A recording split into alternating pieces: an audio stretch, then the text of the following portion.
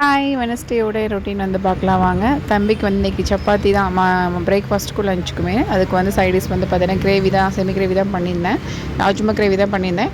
So எப்படி செய்யறது சிம்பிளாக வந்து பார்க்கலாம். பச்சை வெங்காயம் தக்காளி வந்து நல்லா பேஸ்ட் பண்ணி வச்சுக்கோங்க. நான் தாளிச்சு விட்டுக்கோங்க. பட்டை கிராம்பு ஏலக்காய் போட்டு தாளிச்சு விட்டுக்கோங்க. பிரிஞ்சி எல்லாம் போட்டுவிட்டு அரைச்சிருந்த வந்து வெங்காயம் தக்காளி பேஸ்ட்டையும் சேர்த்துக்கோங்க. அது கூட இஞ்சி பூண்டு பேஸ்ட்டும் சேர்த்து ஒரு ½ டீஸ்பூன் வந்து சேர்த்துக்கோங்க. நெக்ஸ்ட் வந்து பார்த்திங்கன்னா மிளகாத்தூள் இருக்கு இல்லையா, அது ½ டீஸ்பூன் கரம் மசாலா தூள் சேர்த்துட்டு நல்லா வந்து ராஸ்மல் போனதுக்கப்புறமா ராஜ்மா கிரேவி போட்டு மிக்ஸ் பண்ணி மூடி வச்சுருங்க. ஃபைனலாக வந்து பார்த்திங்கன்னா கொத்தமல்லி இலையை சாப் பண்ணி அதில் போட்டு மிக்ஸ் பண்ணிவிட்டு உப்பு இருக்கான்னு டேஸ்ட் பார்த்துட்டு அதுக்கப்புறம் வந்து இறக்கலாம்.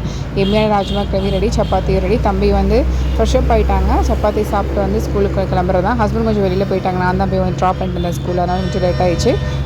இட்லி மாவும் தீர்ந்துருச்சு. ஓகே, தோசைக்கு அரைக்கலாம் 2 டேஸ் இருக்கட்டும்ன்றக்காண்டி பார்த்தீங்கன்னா கம்பு சோளம் ராகி என்னென்ன இருக்கோ அதெல்லாம் போட்டு ஒரு கை போட்டு ஊற வச்சிட்டேன். ஸோ உளுந்து வந்து பார்த்திங்கன்னா ஒரு 5 ஹவர்ஸ் இது ஊறணும். உளுந்து வந்து ஒரு அரைக்கு போகிறதுக்கு 1 ஹவருக்கு முன்னாடி போட்டு ஊற வச்சா போதும். டீட்டெயிலாக நெக்ஸ்ட் வீடியோவில்